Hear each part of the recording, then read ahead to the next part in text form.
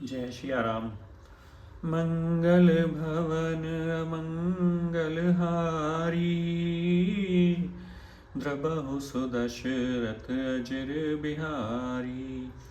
राम सिया राम जय जय राम। सबके हृदय मदन अभिलाषा लता निहारिन वही तरु शाखा। नदी उमगे अम्बुधि कहु धाई, संगम करहि तालाब तलाई। सबके हृदय में काम की इच्छा हो गई। लताओं को देखकर वृक्षों की डालियां झुकने लगीं। नदियां उमड़ उमड़ कर समुद्र की ओर दौड़ीं और ताल तलैया भी आपस में संगम करने लगे। जहाँ असे दशा जड़न के बरनी, को कहीं सकई सचेतन करनी। पशु पक्षी नभ जल थल चारी, भय काम बस समय बिसारी। जब जड़ वृक्ष नदी आदि की यह दशा कही गई, तब चेतन जीवों की करनी कौन कह सकता है। आकाश जल और पृथ्वी पर विचरने वाले सारे पशु पक्षी अपने संयोग का समय भुलाकर काम के वशीभूत हो गए। मदन अंध व्याकुल सब लोका, निसिदन नहीं अब लो कहीं को का।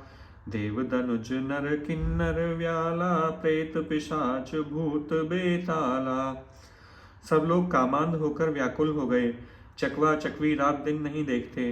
देव दैत्य मनुष्य किन्नर सर्प प्रेत पिशाच भूत बेताल आदि सभी काम के वशीभूत हो गए।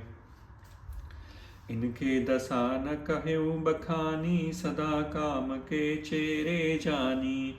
सिद्ध विरक्त महामुनि जोगी, ते पे काम बस भय वियोगी। ये तो सदा ही काम के गुलाम हैं, यह समझकर मैंने इनकी दशा का वर्णन नहीं किया।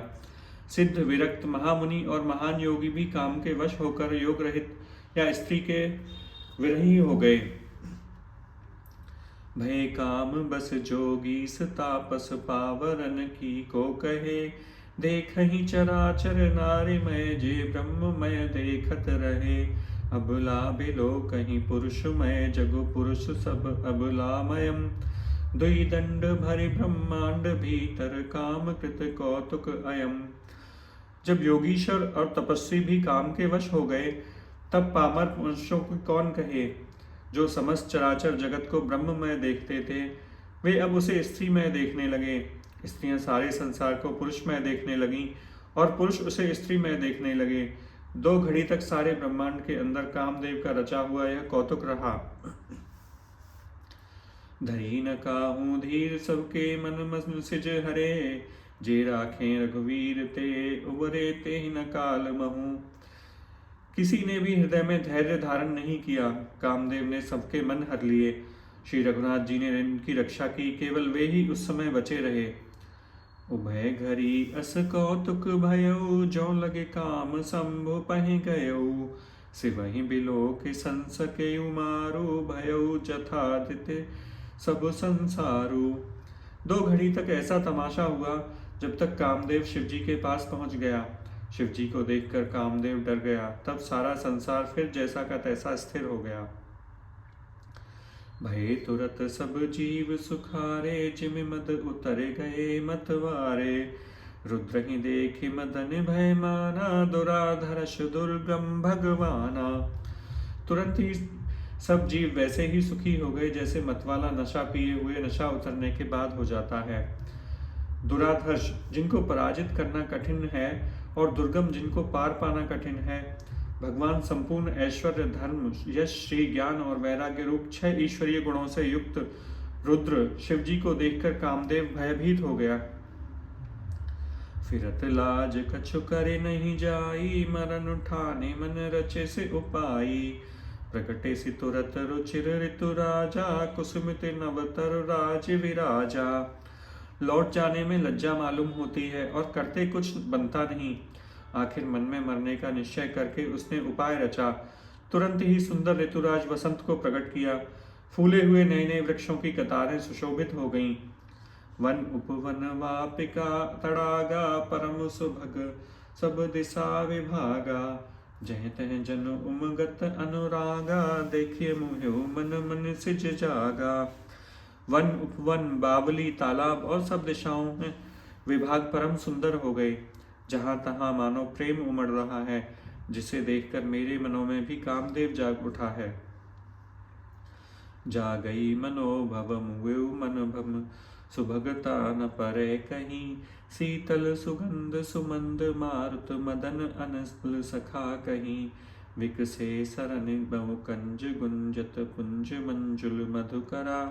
कल हंस पिक सुख सरस रव करे कान नाचहि अपछरा। मरे हुए मन में भी कामदेव जागने लगा। वन की सुंदरता कही नहीं जा सकती। कामरूपी अग्नि का सच्चा मित्र शीतल मंद सुगंधित पवन चलने लगा।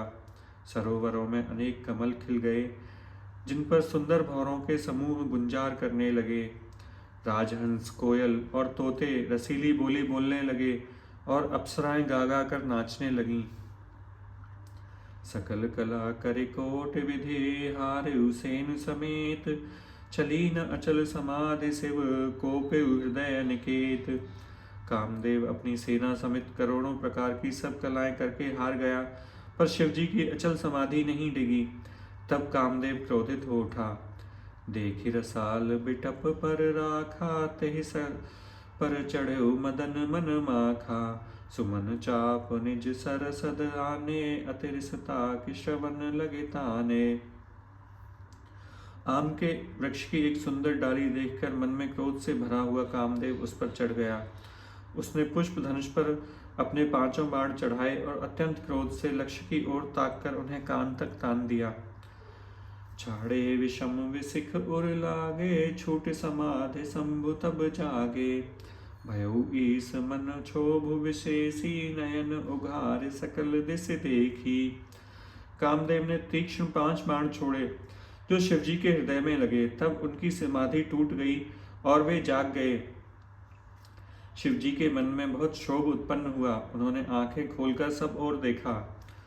सौरभ पल्लव मतन बिलोका, भयउ कोप कंपे त्रैलोका। तब शिवती सर नयन उघारा, चितवत काम भयउ जर छारा। जब आम के पत्तों में छिपे हुए कामदेव को देखा तो उन्हें बड़ा क्रोध हुआ, जिससे तीनों लोग कांप उठे। तब शिवजी ने तीसरा नेत्र खोला। उनके देखते ही कामदेव जलकर भस्म हो गया। हाहाकार भयउ जग भारी, डर पे सुर भय असुर सुखारी। समुझ काम सुख सोचहि भोगी, भये अकंटक साधक जोगी। जगत में बड़ा हाहाकार मच गया। देवता डर गए, दैत्य सुखी हुए। भोगी लोग काम सुख को बाद याद करके चिंता करने लगे और साधक योगी निष्कंटक हो गए।